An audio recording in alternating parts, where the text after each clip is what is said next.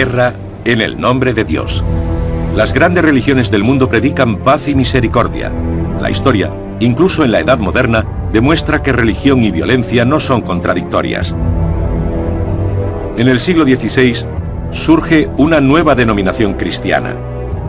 La Iglesia de Roma, hace tiempo separada de la ortodoxa oriental, se vuelve a dividir en católicos y protestantes.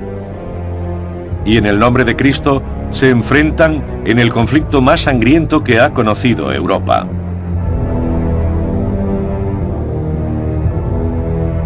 Guerras santas, cristiano contra cristiano.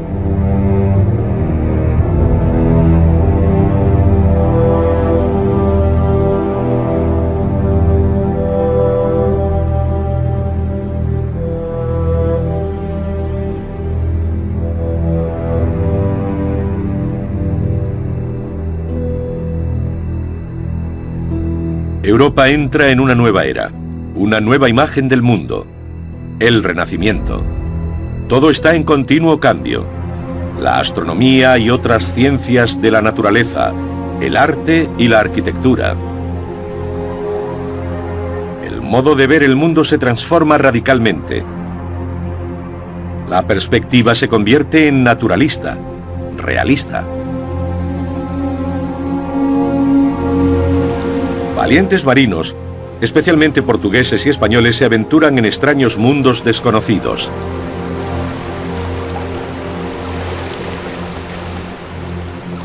Con nuevos instrumentos de navegación y nuevos mapas, en 1522, Magallanes y Elcano demuestran que el mundo es redondo. Una época de agitación también por cuestiones de creencias. La Biblia, cuyos textos en latín la hacían inaccesible al público general, se convierte en el libro de los libros y un monje alemán insatisfecho cambia el mundo sin querer. Martín Lutero no quiere la reforma, solo pretende reformar. Pero no es eso lo que sucede, es el momento propicio para más. Un nuevo invento, la imprenta, una revolución técnica que posibilita otra espiritual. Was Gutenberg mit der La imprenta de Gutenberg, la impresión mediante tipos móviles, favorece la movilidad y mejora la comunicación hasta límites antes no solo insospechados, sino inimaginables.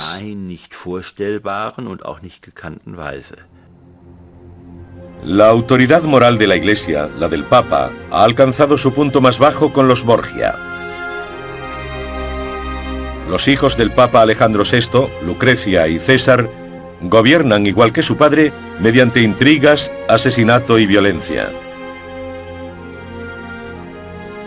Cuando muere el Papa, estallan manifestaciones de júbilo en las calles de Roma. El fraile agustino Martín Lutero se desespera ante una situación intolerable: la corrupción de la Iglesia. No es un revolucionario, solo un monje medieval, pero es obstinado y lucha contra los problemas teológicos. Con toda probabilidad, él mismo no clava ninguna de sus 95 tesis escritas en latín en la puerta de la iglesia de Wittenberg, a pesar de lo popular que se haya vuelto esa imagen. Después de todo, ¿quién habría podido leerlas? En realidad, se las envió al arzobispo de Maguncia en forma de carta.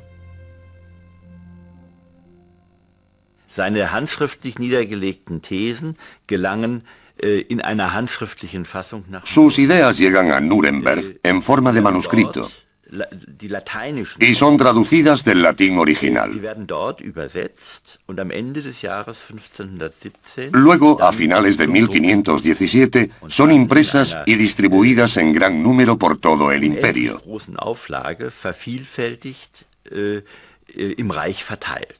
Lutero no tuvo nada que ver con ello, y por supuesto, no era eso lo que pretendía.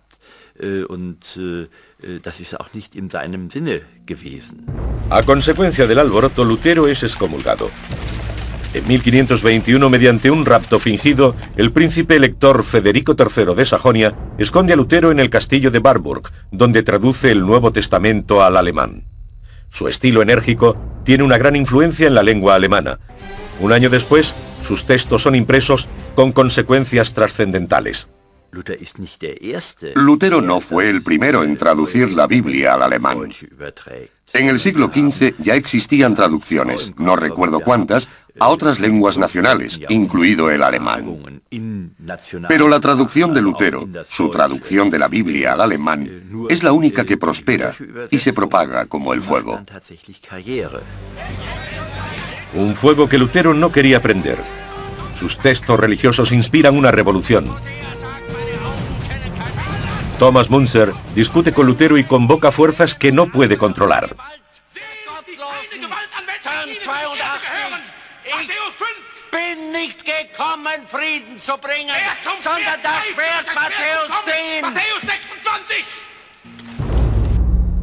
Al principio favorable a los insurgentes, Lutero apela a los príncipes reinantes para que adopten duras medidas contra las hordas de campesinos que se dedican a robar y a matar.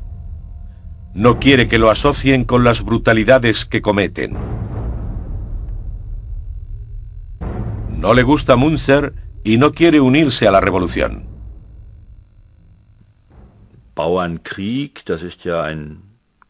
La guerra de los campesinos es solo un nombre y da una impresión equivocada. No fue una guerra tal como la entendemos, fue más bien una serie de levantamientos aislados. Las revueltas de campesinos constituyen una tradición en los siglos XIV y XV. Pero los príncipes no reaccionan como pretendía Lutero. Y sufre con la reforma tanto como ha influido en ella. No tiene control sobre los acontecimientos. La reforma atrae a fanáticos. Las revueltas contra el poder del clero llegan a todas partes. Los iconoclastas atacan iglesias. En Münster, los anabatistas rigen durante unos meses un estado totalitario. Exigen la propiedad compartida de los bienes y la prohibición del matrimonio. Cuando se aplasta la rebelión, los cadáveres de los cabecillas son expuestos en jaulas. La reforma se extiende por toda Europa, dividiéndola en diferentes facciones. Zwinglio en Zúrich, Calvino en Ginebra. Incluso Escocia tiene su propio héroe local en la persona de John Knox.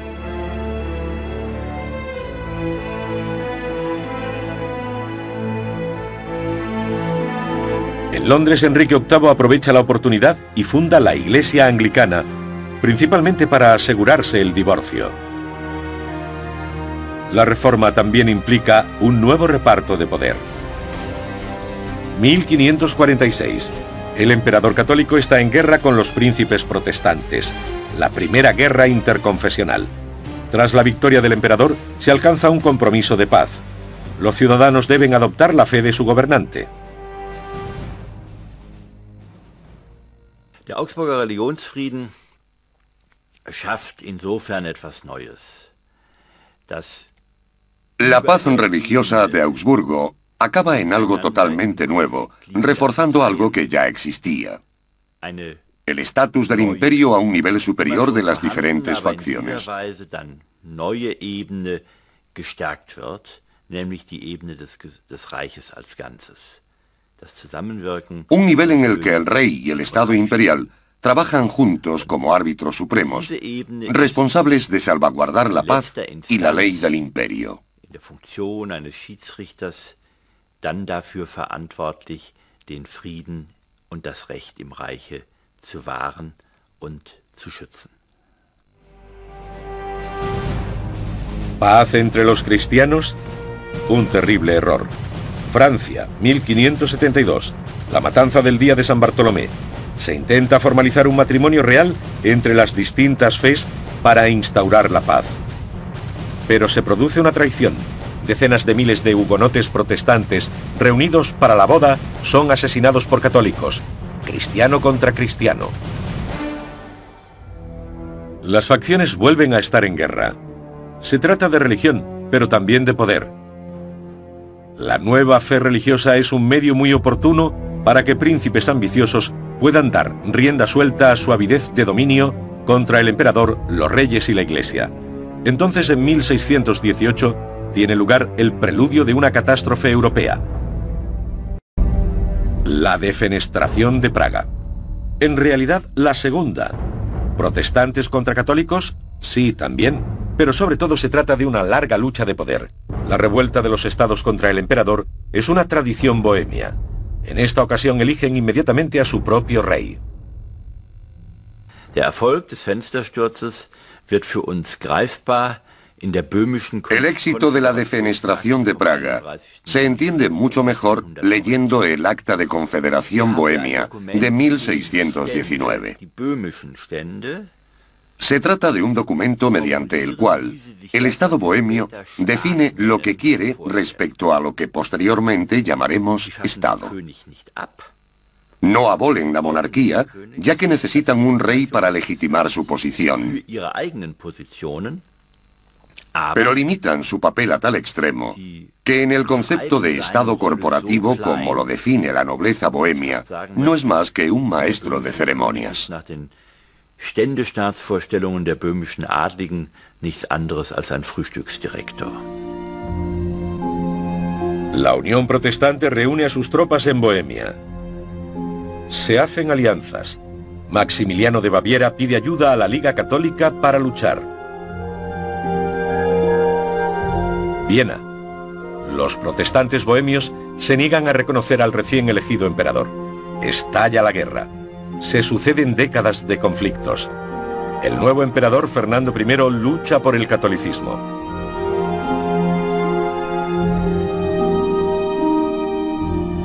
Wallenstein, un brillante general y comerciante. Por el momento no existe nada parecido a un ejército nacional. Wallenstein recluta un ejército de mercenarios y lucha a favor de la Liga Católica por dinero. Wallenstein ist derjenige, der sich in der Lage sieht, der Anfrage Cuando el emperador pregunta, ¿puedes proporcionarme un ejército? zur Verfügung stellen?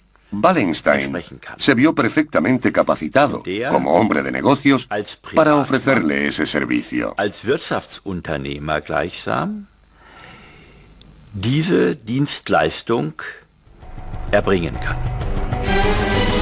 Las primeras victorias católicas. El rey bohemio es derrotado. Los protestantes pierden una serie de sangrientas batallas. En Bohemia, los éxitos católicos van seguidos de una represión brutal. Pero ahora los daneses temen por la seguridad de su poder en Europa. Entran en guerra con los Habsburgos católicos. La suerte de la guerra es caprichosa, pero Wallenstein casi siempre sale victorioso. De nuevo el emperador triunfa sobre los protestantes. Der 30-jährige Krieg ist wohl in den 1620er Jahren. En la década de 1620, la Guerra de los 30 años es principalmente religiosa, en la que empiezan a involucrarse poderosos grupos políticos. Y desde el 1630 en adelante, la guerra se convierte en un conflicto secular, una lucha de poder europea, en la que la religión sigue jugando un papel importante, aunque no dominante. In dem Religion auch noch eine Rolle spielt, aber längst nicht mehr eine dominierende. Una guerra que se perpetúa. Las naciones toman posiciones. Nadie domina durante mucho tiempo. Las potencias que consiguen ventaja a corto plazo no tardan en ser reducidas por el resto. En todas partes, los ejércitos de mercenarios toman lo que necesitan de la población civil. La guerra se alimenta de guerra, dice la gente. Los soldados están considerados la escoria de la tierra y matan por dinero. Para los mercenarios solo cuenta el dinero. Diese Söldner übten ein Handwerk. Estos mercenarios solo cumplían con su trabajo. Sie achteten vor allen Dingen darauf, Sobre todo, se aseguraban de cobrar a su debido tiempo. Si no, cambiaban de bando. Wechselten sie die Fronten. 1630. Gustavo Adolfo, rey de Suecia, entra en guerra. La sede de su poder, la región báltica, es reclamada por los católicos. Un error. El monarca sueco se convierte en abanderado de la causa protestante y tiene la suerte de su lado. Una ironía del destino. Wallenstein, el brillante comandante de la Liga Católica, acaba de ser despedido por el emperador. Una concesión a jesuitas, españoles y los estados que lo odian. En 1631 las fuerzas católicas asedian por sorpresa a la ciudad protestante de Magdeburgo. Lo que allí sucede no tiene comparación ni siquiera a la Guerra de los 30 años en su totalidad. Una orgía de brutalidad, tierra quemada, la ciudad es arrasada hasta los cimientos. La población es aniquilada casi por completo. Gustavo Adolfo el protestante del norte jura venganza. Sus tropas victoriosas avanzan hacia el sur. Augsburgo, un bastión protestante. Anteriormente había sido una ciudad en la que todas las facciones convivían en paz. Allí los soldados del rey sueco son recibidos como ángeles de salvación. Una esperanza histérica en una tierra desahuciada. Pero esos hombres solo traen muerte, miseria y devastación. Los soldados suecos también son mercenarios. La guerra es su negocio. Lo que los bávaros sufren poco después se parece mucho a lo que cuentan los pocos supervivientes de Magdeburgo. Todos los mercenarios son iguales. Por primera vez en la Guerra de los 30 años, los campesinos se enfrentan a los mercenarios. Los soldados dejan a su paso un rastro de devastación sin importar si luchan o no, o la causa a la que sirven. En tiempos tan peligrosos, se requiere el regreso de Wallenstein. Muchos desconfían de este general presumido y sin escrúpulos, pero es la única persona capaz de detener el avance sueco. La situación desesperada exige medidas desesperadas. Los dos comandantes se enfrentan en el sur de Alemania. Una batalla de titanes, Wallenstein contra el ejército de Gustavo Adolfo. El resultado, victoria de Suecia, pero una victoria al precio de desastre.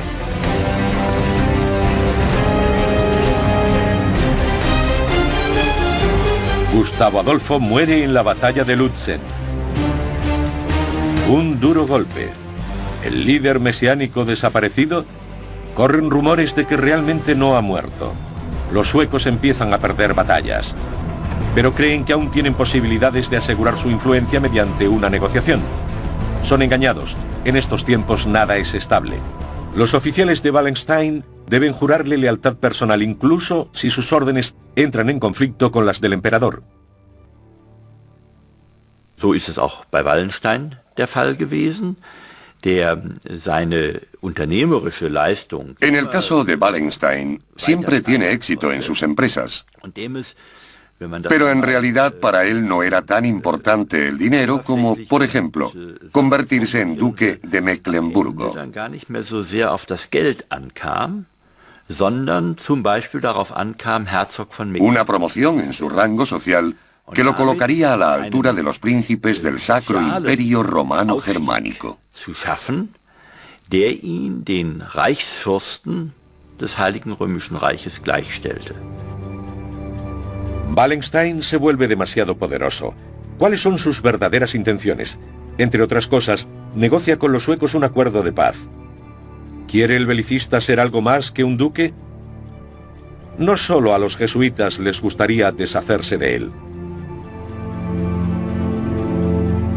El emperador ordena su captura vivo o muerto.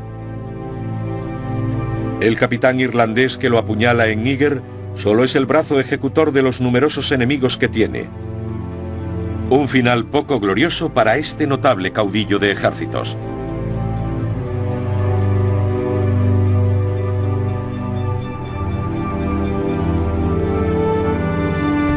La guerra continúa. Al principio la dinastía Habsburgo apoya la guerra para asegurar su dominio. Pero ahora, la lucha es para prolongar su estancia en el poder.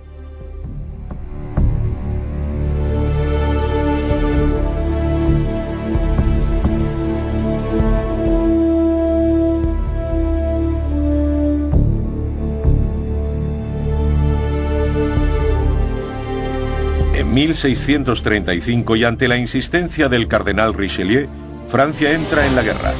De nuevo los enfrentamientos arrasan el sur de Alemania y Bohemia.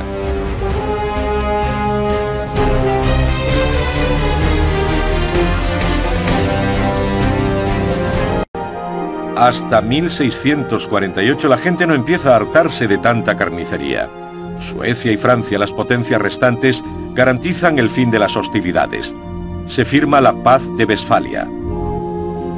se basa en el antiguo documento de la paz religiosa de Augsburgo de 1555. Tras 30 años de guerra, una verdad amarga, empezar de cero.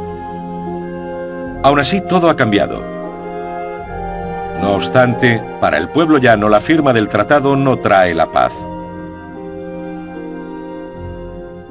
Erst wenn der letzte Söldner ein Land verlassen hat, oder auch nur ein Dorf verlassen. Solo cuando el último mercenario abandona el país o el pueblo, regresa la paz a la gente corriente. Y en Sajonia, eso no tiene lugar hasta 1650. Muchos documentos se refieren a ese momento como el fin de la guerra de los 32 años. 32-jährigen Krieg die Rede. Por fin terminan las matanzas.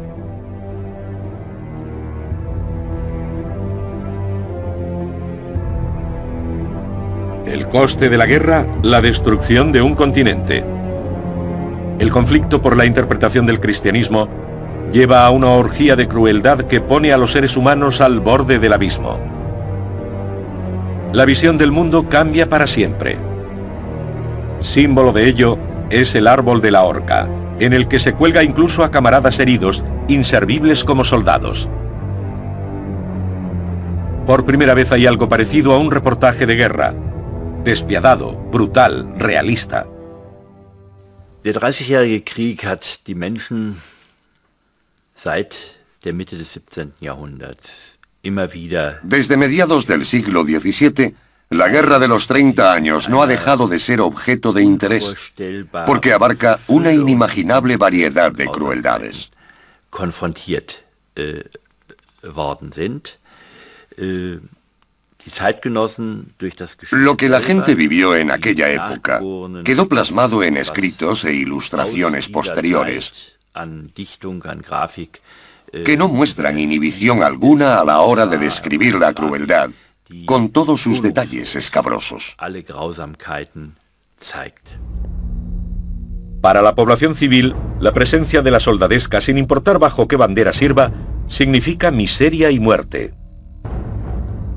Los mercenarios cogen todo lo que quieren. Las tropas merodeadoras arrasan la tierra incluso donde no hay combates. No hay piedad ni compostura. Dieser Krieg wird als ein grausames Ereignis.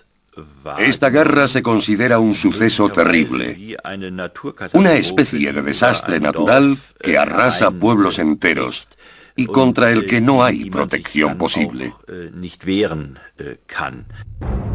La guerra se alimenta de guerra. Los civiles tienen más posibilidades de morir que los mercenarios, así que los hombres de los pueblos arrasados y los enfermos se presentan voluntarios al servicio militar para sobrevivir un poco más. Los cuidados médicos son casi inexistentes. Los heridos tienen muy pocas posibilidades de sobrevivir, pero sigue siendo mejor que morir de hambre o asesinado en su propio pueblo. Una catástrofe europea. La región más afectada es la que posteriormente se convierte en Alemania. ¿Cuántas muertes cuesta la guerra? En general puede que el 50% de la población. En algunas zonas, las ciudades perdían hasta el 70 y 80% de sus habitantes, a juzgar por el alto número de asentamientos abandonados tras la guerra de los 30 años. Es decir, lugares en los que la gente ha estado viviendo, pero que tras la guerra dejan de estar poblados y quedan abandonados y desiertos. Pero de las ruinas de las guerras de religión surge la idea del moderno Estado-nación. Un mecanismo de poder. Una estructura neutral que se alza sobre el conflicto de creencias. Tratados, orden civil y el gobierno de la ley para instaurar la paz. Una idea cuyas consecuencias llegan hasta nuestros días. El infierno es la propia humanidad. La lucha por la dominación religiosa conduce al abismo. En nombre de una fe verdadera, El hombre es capaz de cualquier crueldad imaginable, como demuestra la Guerra de los 30 años.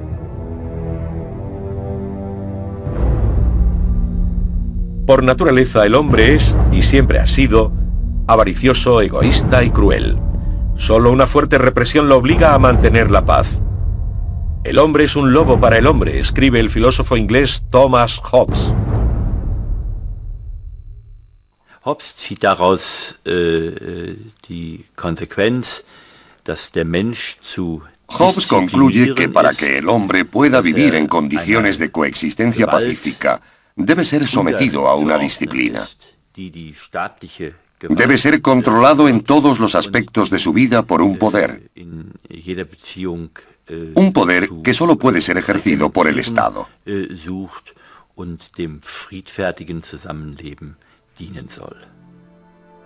Para controlar la avaricia humana, Hobbes decreta un Estado totalitario, un monstruo omnipotente, un leviatán que imponga la paz y dicte lo que se debe pensar, decir y creer. Una idea que nunca ha sido puesta en práctica. Absolutismo. El Estado gobernado por el rey sol francés Luis XIV. Una de las consecuencias políticas de la Guerra de los 30 años. Orden rígido y majestuoso. La selva da paso al jardín. El Estado empieza a rodar como una maquinaria bien engrasada y neutral. Los instintos básicos y los conflictos de fe son mantenidos a raya por el gobierno, el nuevo ideal de la era. En lugar de ejércitos de mercenarios contratados para ocasiones puntuales, aparecen los ejércitos permanentes, valiosos instrumentos del Estado que se usan con moderación. La Prusia de Federico II es el modelo ideal de absolutismo ilustrado, un Estado sobrio y racional sin iglesia establecida. La tendencia es bastante clara. Quizás Federico el Grande lo expresa muy bien cuando dice: cada hombre debería ser bendecido como mejor crea. De ese modo, la religión pasa a ser una cuestión de ámbito privado. Las consecuencias prácticas: a finales del siglo XVII los hugonotes se trasladan a Prusia en busca de libertad religiosa. Bajo el gobierno de Federico II, 1 de cada 4 berlineses es francés de origen, una monarquía en ciernes en la que se separan estrictamente Iglesia y Estado. Es una cuestión de principios. En Prusia, Kant persigue la idea de la conclusión lógica. Su ensayo hacia la paz eterna es un borrador para la Organización de las Naciones Unidas. La ley debería gobernar el poder en una especie de parlamento mundial. Una idea que apenas ha encontrado respaldo en todas las superpotencias hasta la fecha. Actualmente la separación de Iglesia y Estado se da por sentada hasta el punto de que la comparecencia del Papa ante las Naciones Unidas apenas es noticia. En el pasado, los papas declaraban guerras. Hoy, solo tienen autoridad moral, no batallones. Un largo camino que lleva desde los cruzados en la Edad Media y tras la Guerra de los 30 años hasta nuestros días.